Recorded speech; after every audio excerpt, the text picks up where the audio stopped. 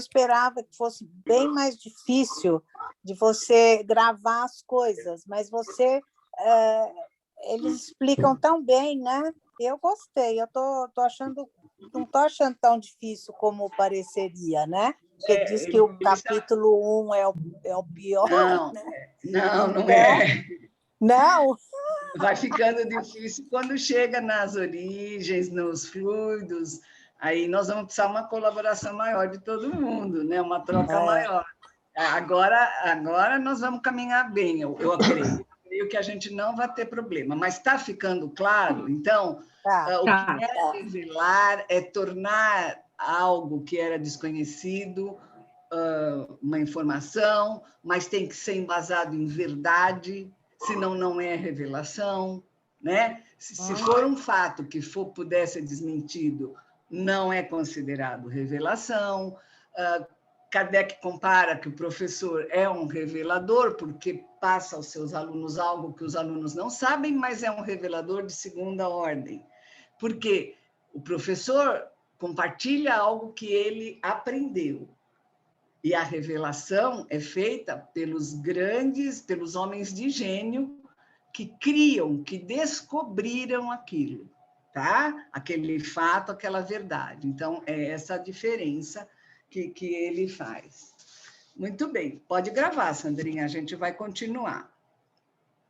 Então, aqui diz assim: no sentido da fé religiosa, a revelação se diz das coisas espirituais que nos são enviadas por Deus através de seus mensageiros, pela palavra direta ou pela inspiração. Então, como é que nós sabemos do mundo espiritual? Quer dizer, como é que essa revelação se dá? Por quê? Ela se dá por meio de alguém que é inspirado e consegue escrever o que registrou, ou por meio da palavra direta, né? Por meio da psicografia, uma série da forma como as coisas nos são passadas. E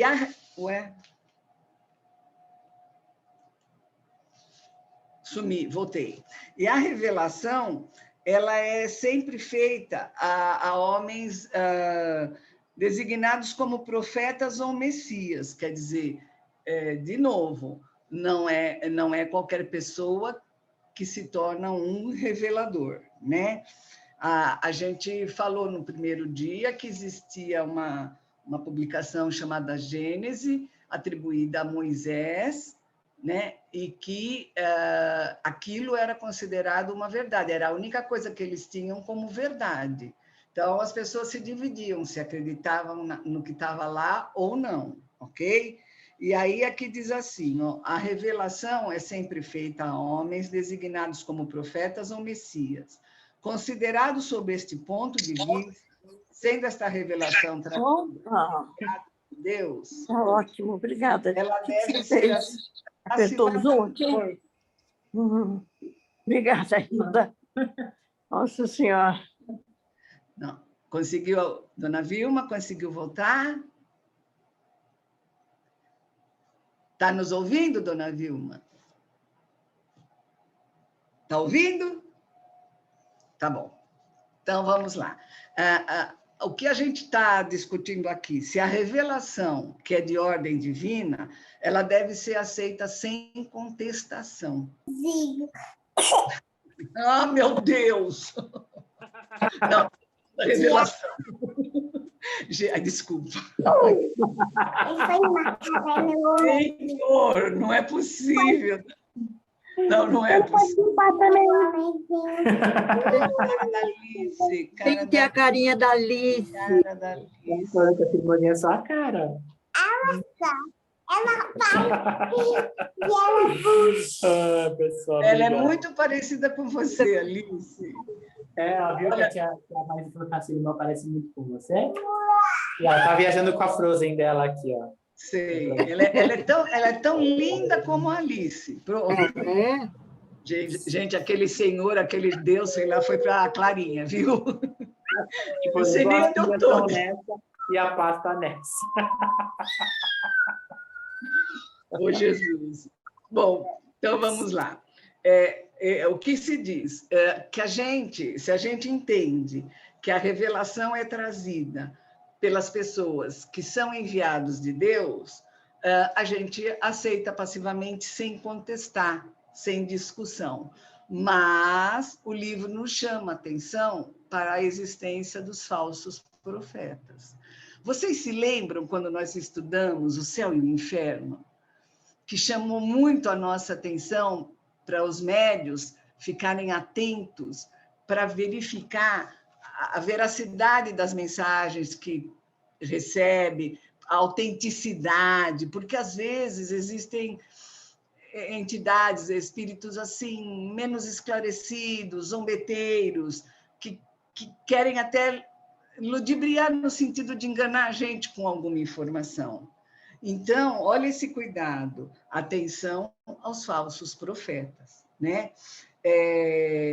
Os antigos profetas, eles não tinham acesso a toda a verdade, mas seus propósitos atendiam ao conhecimento e à capacidade de compreensão dos homens daquela época.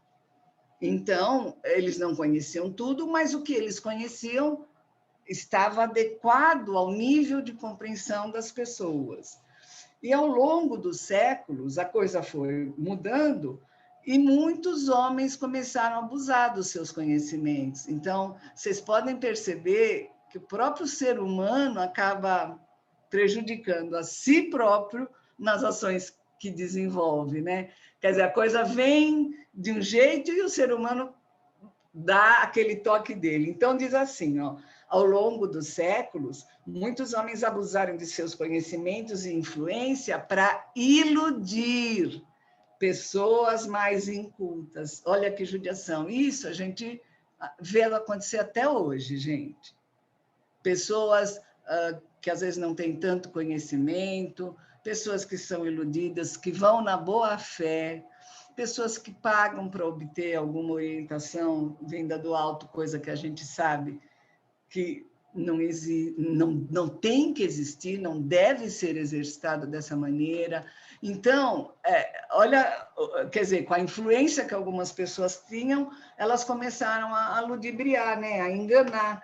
E aí elas faziam isso em proveito próprio, em benefício de si mesmas, ou para ganhar dinheiro, ou para ganhar fama, para ganhar divulgação. E nenhuma religião escapou disso. Nós não estamos falando que isso existe em todas as religiões, né? Não estamos falando só do espiritismo, do catolicismo, do protestantismo. Como eles são chamados como se fossem parasitas. Por quê? Minam a fé das pessoas, né? Eles enganam. É como se comprassem essa fé da pessoa. Então, devemos lembrar de que o Cristo nos disse: haverá falsos cristos e falsos profetas. Então, olha que legal, a gente volta lá para o estudo do céu e inferno e lembra o quanto os médios foram alertados para identificar a veracidade das mensagens recebidas. Para a gente até nem sair, recebi, senti uma influência. Cuidado, avalia, né? Procura conhecer. E aí, quer dizer, se aceita essa revelação, porque ela vem de Deus, mas fique atento ao que está sendo lhe passado. Esse é o alerta. Famoso, orai e vigiai. Né? Não é só orar. É prestar atenção, é ter olhos de ver, é ter ouvidos de ouvir. E para a gente que atua como cooperadores dessa doutrina, cada um numa área, isso é fundamental, né? Ter esse entendimento, não compartilhar com um frequentador alguma opinião que a gente achou de alguma coisa, primeiro buscar ter certeza. Nós temos mecanismos, nós temos os mentores da casa, né? E aí a gente começa a discutir a origem das comunicações, né? Se essas relações são diretas de Deus com os homens. Como é que a gente começou a ter a revelação? Então, eles dizem que essa é uma questão que eles gostariam de resolver, mas eles não queriam se posicionar nem positivamente, nem negativamente. Porque, ó, como diz no livro, não dá para ser radical e nem ter certeza. O que não seria duvidoso é que os espíritos mais próximos de Deus pela perfeição se compenetrem do seu pensamento e possam transmiti-lo. Perfeito, disso não dá para duvidar. Os espíritos que estão lá no mundo celestial, né, muito mais próximos da divindade, pelo pensamento, conseguem captar as mensagens e repassar. Então, disso não se duvida. Agora, quanto aos reveladores que estão encarnados, e dependendo da ordem hierárquica a qual pertençam e o grau de saber pessoal, eles podem receber instruções de acordo com seus próprios conhecimentos, ou recebê-las de espíritos mais elevados, que também falam em nome de Deus. Então, há que se tomar cuidado com a espécie de comunicação que os espíritos têm com os homens, né?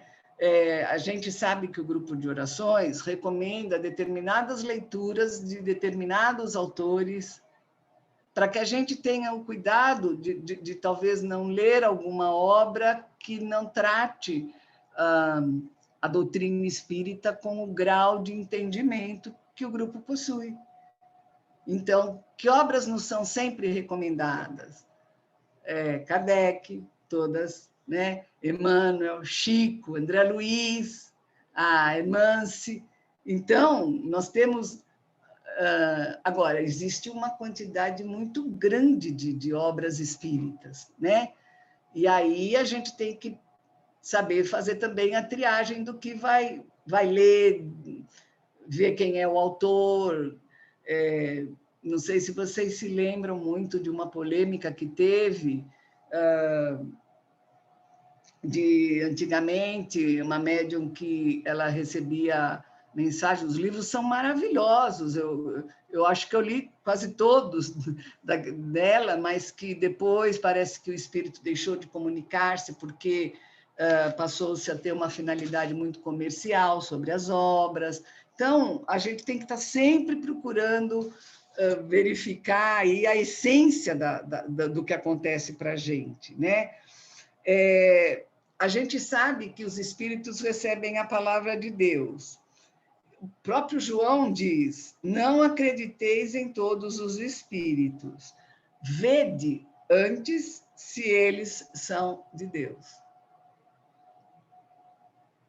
Ou seja, né, não acredite em tudo. O caráter essencial da revelação divina é da eterna verdade. Então, se vem de Deus essa orientação, se vem de Deus essa manifestação, e a gente sabe que Deus é imutável, essa verdade não vai acabar, ela não vai esmorecer. Agora, para a gente saber, vede se são de Deus, aí é que é o desafio. Aí é que vai valer o estudo de cada cooperador, aí é que vai valer o nosso conhecimento pessoal. E aí a gente vê assim, o caráter da revelação espírita é trazer à luz, fazer conhecer a verdade. Quer dizer, por isso que as comunicações entre os encarnados e os desencarnados se deram. Né? Até a codificação da doutrina, já as pessoas, muitos acreditavam na imortalidade da alma, a gente já sabe disso, grandes filósofos, mas não se falava da comunicação do mundo espiritual com o mundo material. Então, essa foi uma verdade, essa foi uma revelação que teve grande força e que mudou completamente o entendimento da doutrina, né? Aqui diz assim: o Espiritismo, dando-nos a conhecer o mundo invisível. O que quer dizer com o mundo invisível? Quando a gente imaginou que na colônia Nosso Lar tivesse aquela construção, aquele formato de estrela, as casas, o prédio da governadoria, o Instituto das Comunicações, o Ministério, né? A gente não tinha essa ideia. Conforme André Luiz foi trazendo isso do mundo espiritual para cá, a gente começou a conceber. Hoje, qualquer um de nós, se fechar os olhos, consegue idealizar o desenho da colônia Nosso Lar. Coisa que antes não vinha ao nosso conhecimento. Era uma verdade que a gente não conhecia. Quem conhece a história do peixinho vermelho? A egípcia do Emmanuel? Não. É uma historinha, eu nem sei de quem é. Que tinham vários peixes que ficavam represados numa água. É a abertura do livro Libertação. Ah, tá. Eu acho, entendi. Ele usa no prefácio do livro Libertação.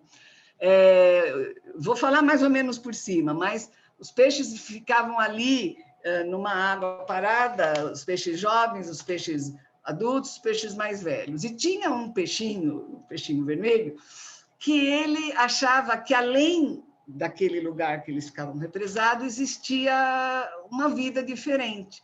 E todo mundo criticava esse peixinho, que ele era maluco, que imagina, a vida era aquilo que estava ao redor deles. Um dia, esse peixinho conseguiu sair daquele local onde eles viviam, e ele descortinou um mundo novo, um mundo que ele desconhecia, um mundo que era surpreendente. Ele viu que tinha o mar. Imagina, eles ficavam represados e, de repente, existia rio, existia mar, existia vida, existia luz. E ele ficou tão encantado com o que ele descobriu que ele volta e quer dar a conhecer a todos que viviam com ele essa verdade, porque ele havia visto isso.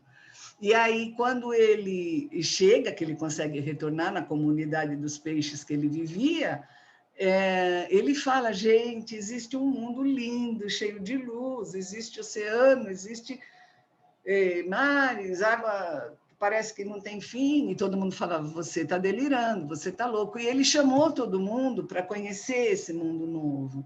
E a maioria ficou ali nas trevas e na sombra, porque não acreditou que o que ele falava fosse uma verdade, uma coisa que ele havia conhecido. Então, olha a experiência, quer dizer, ele podia ter se deslumbrado tanto e ficar no mundo, cair mundo fora. Ele volta e tenta chamar a atenção da sua turma. Tem um mundo novo que a gente não conhece.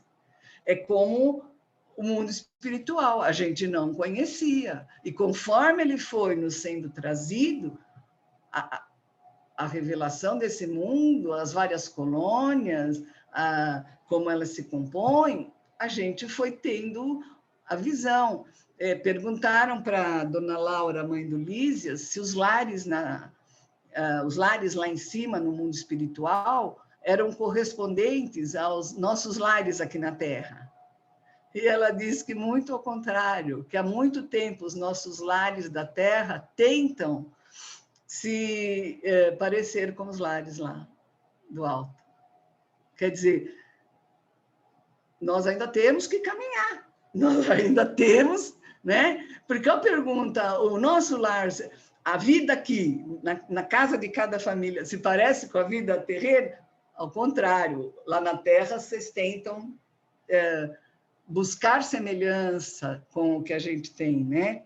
Isso não está no livro, é só para a gente fazer uma consideração.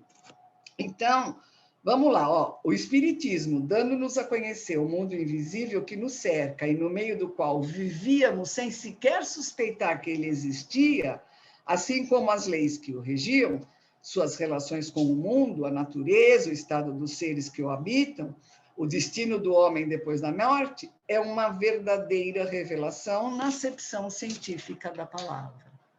Então, a revelação espírita, nós podemos considerar que ela tem um duplo caráter, né? Ela é uma revelação divina, porque nos traz o mundo de Deus, que é onde nós vamos viver a maior parte da nossa vida, a gente já sabe que aqui está de passagem, né? Nós somos seres espirituais vivendo uma experiência terrena.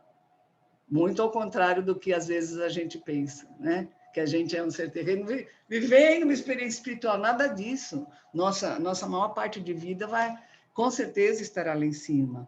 Então, ela traz para nós essa revelação do ponto de vista divino e também do ponto de vista científico, porque nunca se concebeu que uma pessoa morta pudesse se manifestar e trocar mensagens com uma pessoa viva. Um desencarnado com um encarnado, né? Então, na revelação, por que é considerado revelação divina?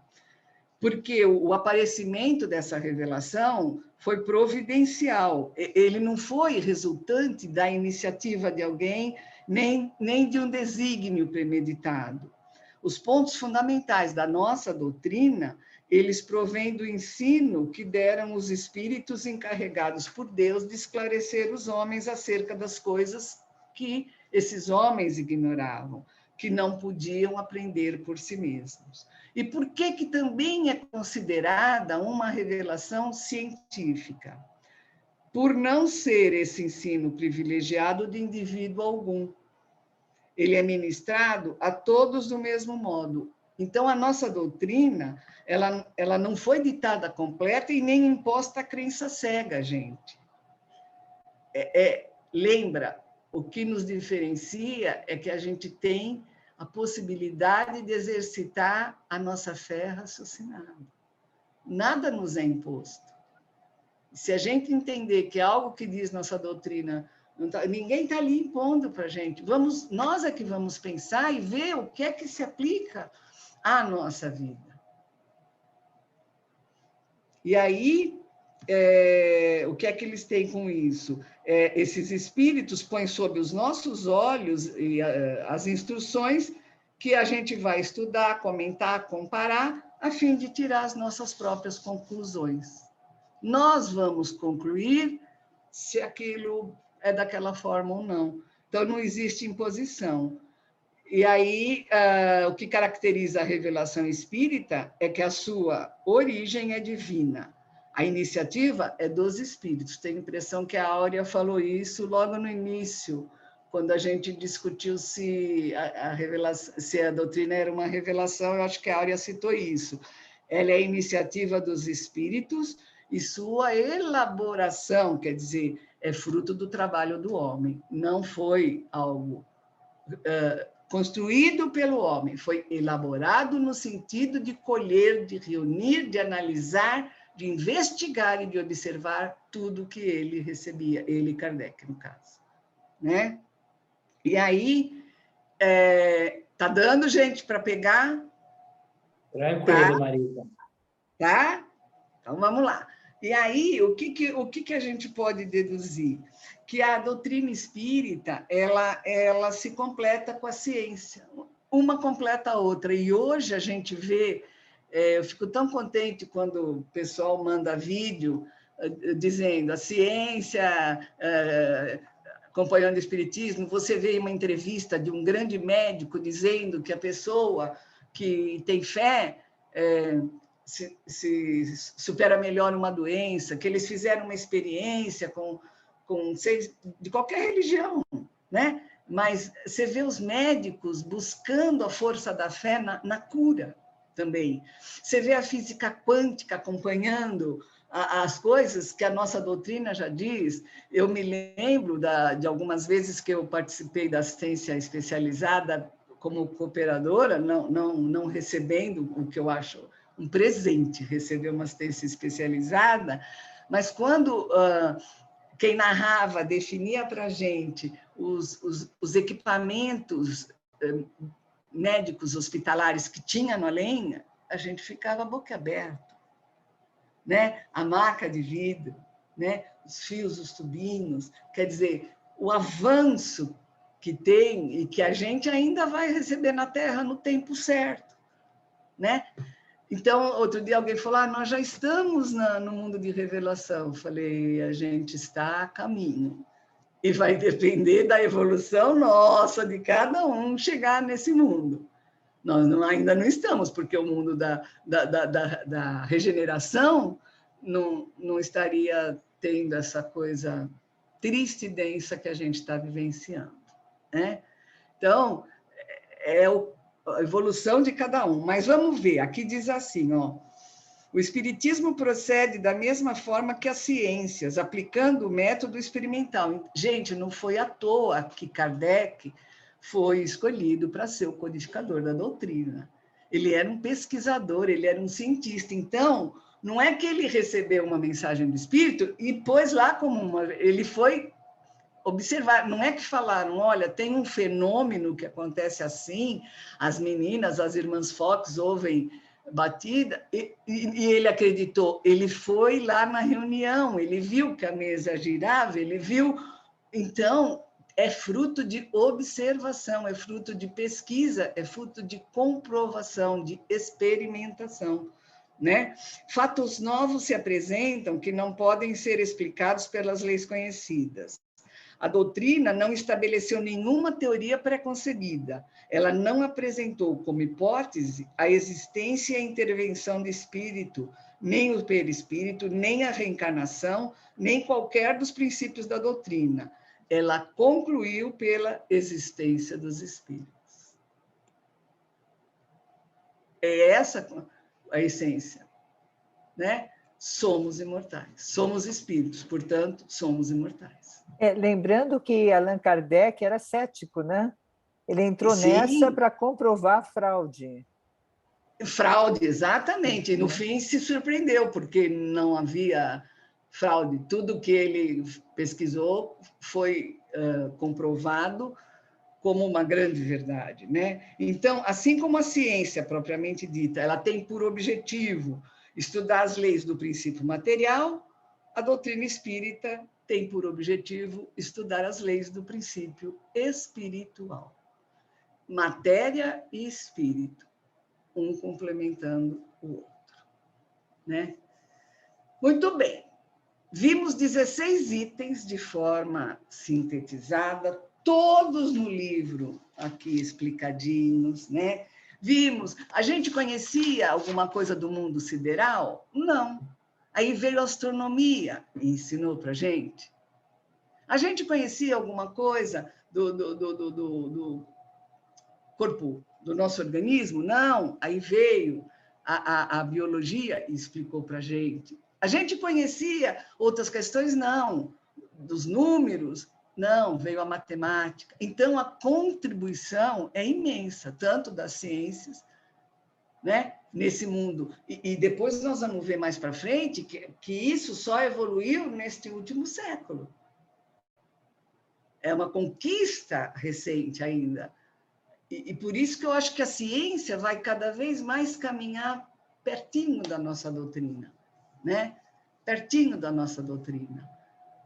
A gente já sabe que acho que existe uma universidade que ensina a luz do espiritismo, quer dizer, nossa, que vontade de me matricular, né, nessa escola.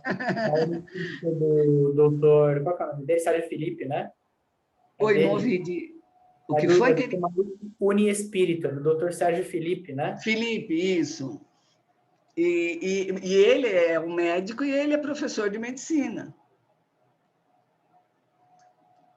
Eu levei meu filho lá, não na universidade, quando ele precisou fazer um tratamento com o doutor Sérgio. E tinha um dia da semana que os alunos dele da faculdade da Unesp iam à noite para o trabalho espiritual. Alunos da faculdade. Pega o caso da nossa... Desculpem, Sandra, me apropriar. Pega o caso da nossa Camila.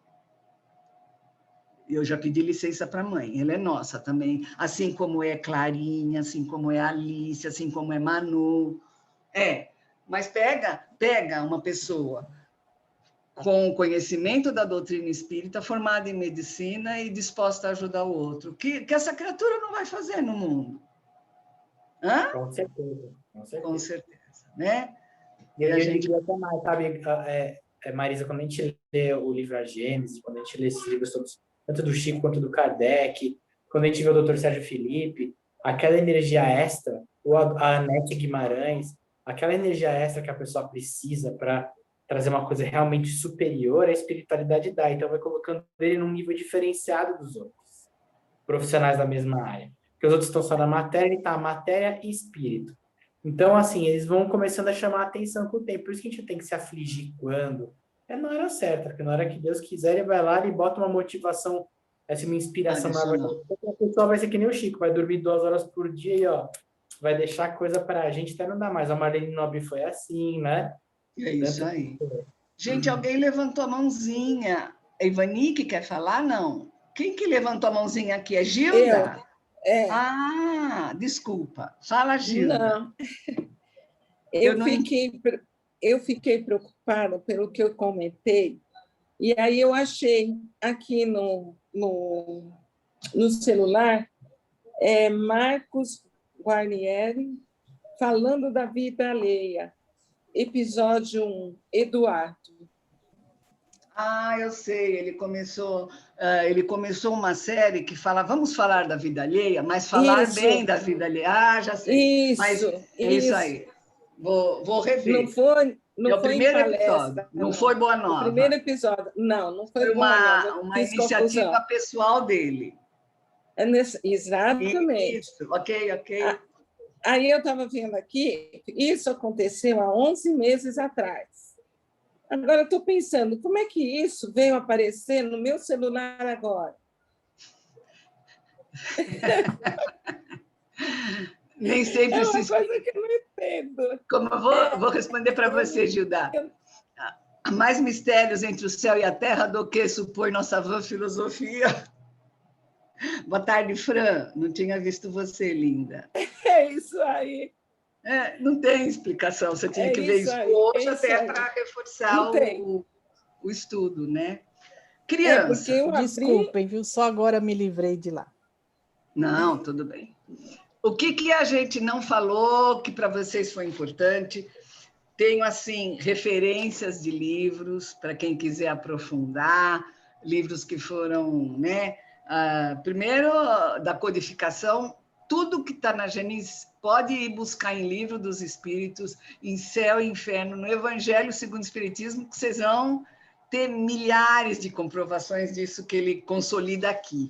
Mas, como a gente falou, essa obra, a Gênese, ela acaba sendo escrita no momento de maior maturidade, de maior conhecimento. Vejam, imagina, 10 anos depois, eu começo a escrever sobre um assunto, eu vou conhecendo, eu vou descobrindo, daqui a 10 anos eu estou expert nesse assunto. Eu tenho um conhecimento aprofundado. E Kardec escreveu essa obra 10 anos depois de ter escrito, quase 11, o Livro dos Espíritos, que foi o primeiro.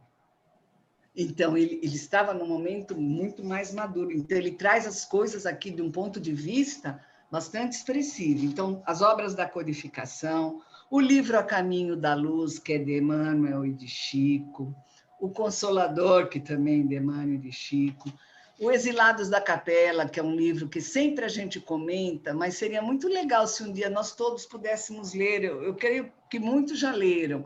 É um livro fininho, assim, não é tão... Mas é um livro que tem muito a ver com o nosso momento atual, né?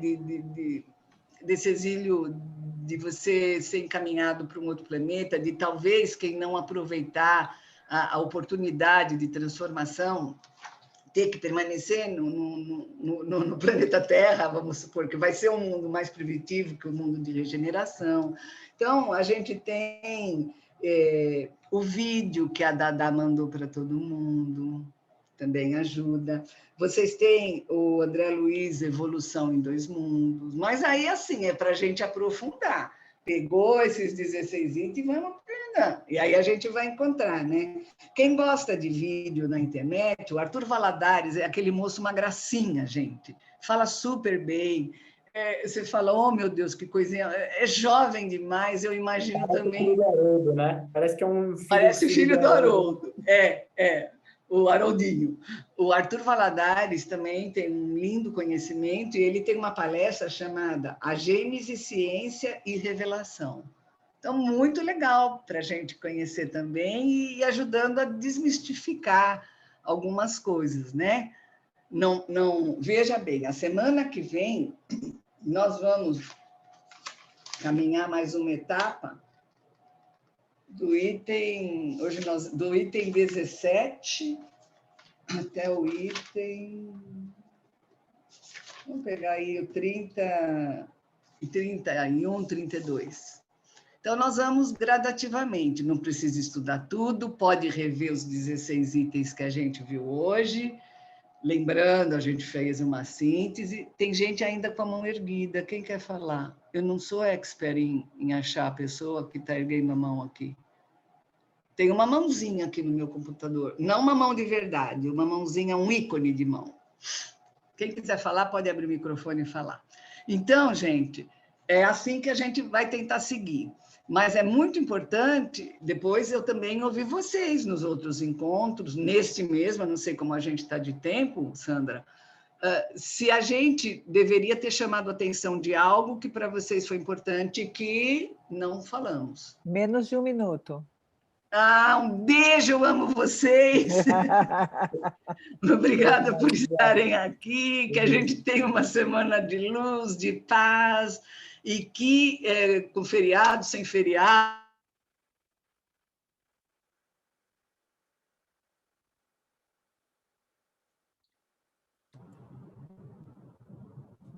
Legal. O microfone está desligado. Marisa. Está desligado o microfone. Clarinha Ah, que coisa mais fofa. Ai, que fofura, olha. Toninho mais gostoso. Que linda. Marisa, teu telefone está desligado. Tchau, pessoal. Preciso ir também. Beijo. olha, eu falei que é um Não. privilégio a gente encerrar o CCDE, o nosso estudo, com Clara no vídeo. Que É. clareza, Coisa linda. luz. Perfeito. É muita luz, é muita alegria para todos nós. Delícia, Diego. Tchau, queridos. Tchau, gente. Tchau, tchau. Tchau. Beijo grande. Boa tarde. Boa semana. semana. Boa Boa semana. semana. Tchau. Tchau. Dona Vilma? Dona Vilma, a senhora conseguiu acompanhar? Acho que sim, né? Acho que sim, acho que sim. Tá bom. Então, boa semana, gente. Boa Desce de novo. semana.